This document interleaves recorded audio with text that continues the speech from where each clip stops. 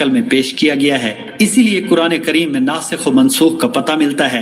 دراصل یہ ارتقاء شعور کے مراحل سے متعلق تھا۔ جو سیڑھی دی گئی وہ بعد والی سیڑھی پہ قدم رکھتے ہی ترک ہو جاتی ہے۔ یہ متروک و منسوخ آیات شعور کے ابتدائی مراحل میں تو اتنے ہی اہمیت کے حامل تھے جتنے کہ آخری منزل کی سیڑھیاں۔ مثلا کفار کا نظریہ تھا کہ انسان اپنے آپ ہی مر جاتا ہے اور پھر فنا ہو جاتا ہے، جیسے ایک پودا اگتا ہے، بڑھتا ہے، جوان ہوتا ہے، بوڑھا ہو کر مر جاتا ہے، جیسے ایک کلی غنچہ بنتی ہے، پھر پھول بن کر سوکھ کر بکھر جاتی ہے اور فنا ہو جاتی ہے۔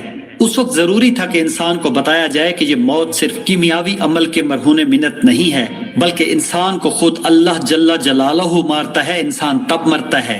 جب یہ عقیدہ راسخ ہو گیا کہ انسان یوں ہی خود بخود نہیں مر سکتا، تو پھر اگلی سیڑھی پہ فرمایا گیا کہ اللہ کے شایان نشان نہیں کہ وہ خود موت کا عمل کرے، بلکہ اس کے حکم سے ملک الموت مارتا ہے۔